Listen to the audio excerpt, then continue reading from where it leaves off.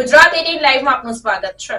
સાવલીની તાલુકા શાળાના નવીન મકાનનું લોકાર્પણ કરાયું। સાવલીની મધ્યમાં આવેલ સરકારી પ્રાથમિક તાલુકા શાળાનું મકાન જર્જરિત થતા સ્થાનિક ધારાસભ્યની સરકારમાં રજૂઆત અને નવીન મકાનની માંગણી કરાઈ હતી। તાલુકાના નવીન મકાનના બાંધકામની સંબંધિત વિભાગ દ્વારા મંજૂરી મળી જતા નિર્માણ થયેલ નવીન તાલુકા શાળાની બિલ્ડિંગનું સ્થાનિક ધારાસભ્યની અધ્યક્ષતામાં લોકાર્પણ કરાયું। રાજ્ય સરકાર દ્વારા પઢેગા ગુજરાત તભી બઢેગા ગુજરાતના સૂત્ર સાથે રાજ્યમાં જર્જરિત શાળાઓના મકાનનું આધુનિકરણ કરાઈ રહ્યું છે।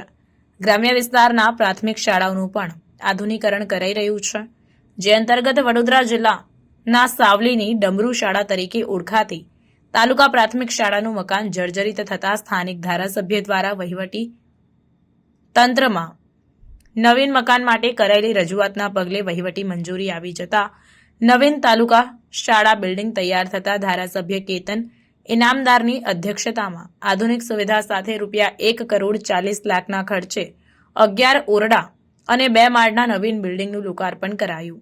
આ પ્રસંગે જિલ્લા પંચાયત પ્રમુખ ગાયત્રીબા મહિડા, તાલુકા પંચાયત પ્રમુખ ગીતાબેન સોલંકી, તાલુકા શાળાના આચાર્ય, જિલ્લા પ્રાથમિક શિક્ષક સંઘના પ્રમુખ રણજીતસિંહ પરમાર સહિત શિક્ષકગણ તેમજ નગરજનો ઉપસ્થિત રહ્યા હતા। આ પ્રસંગે તાલુકા શાળામાં પાછલા 10 વર્ષ આચાર્યની સેવા બજાવનાર પારેખ વિપુલભાઈની ડેસર તાલુકામાં બદલી થતા શાલ પુષ્પગુચ્છ આપી વિદાય કરાઈ હતી। જ્યારે ધારાસભ્ય કેતન ઇનામદારે છેલ્લા 4 મહિનામાં ભાજપાની રાજ્ય સરકારે મહીવિયર, એસટી ડેપો કાર્યરત, સાવલી ડેસર 4 લેન રોડ જેવા અનેક લોક કલ્યાણના કરોડો રૂપિયા વિકાસ કાર્યો અર્થે ફાળવ્યા, જે બાબતે રાજ્ય સરકારનો આભાર વ્યક્ત કર્યો હતો।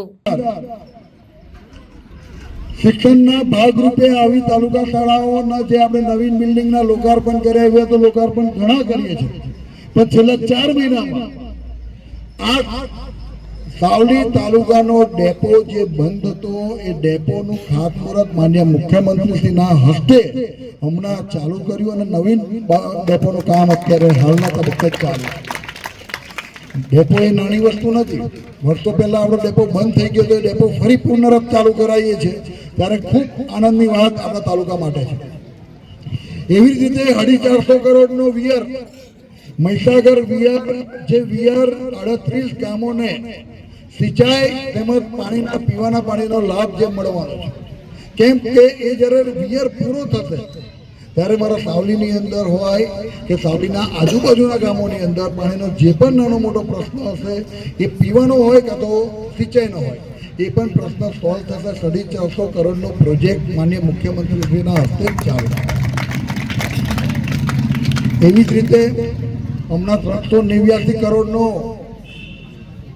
ટીમ્બાથી સાવલી ટીમ્બા રોડ, જે આપણે ઘણા ટાઈમથી એવી ઈચ્છતા હતા કે ભાઈ આ સાવલી ટીમ્બા રોડ થાય, અને સાવલી ટીમ્બા રોડ પણ 4 લેન, એનું રીસર્ફેસિંગ નહીં, 389 કરોડનો 4 લેન, 450 કરોડનો વિયર, ડેપો, આપણી શાળાઓ, એમ કરીને અનેક 1000 કરોડ રૂપિયા તો આ 4 મહિનામાં ગુજરાતની સરકારે ચાલી દેશે।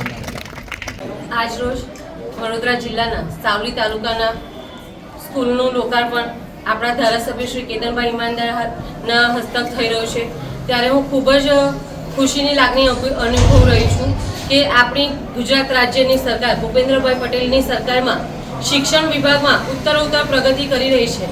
આજે આ સ્કૂલના લોકાર્પણમાં જે બાળકો શાળામાં પ્રવેશ કરવા જઈ રહ્યા છે, જેનું લોકાર્પણ થઈ રહ્યું છે, તે બદલ દરેક બાળકોને તેમજ શાળાના આચાર્ય, શિક્ષકોને હું ખૂબ ખૂબ અભિનંદન પાઠવું છું।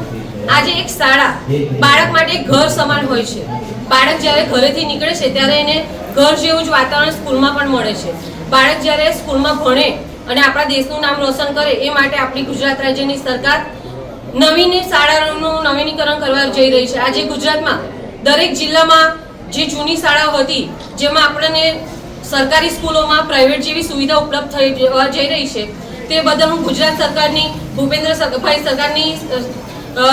સરકારને હું અભિનંદન પાઠવું છું કે તેમણે અમને આવી પ્રાઇવેટ જેવી સુવિધાઓ ઉપલબ્ધ કરાવી છે, તે બદલ હું સરકારની આભારી છું।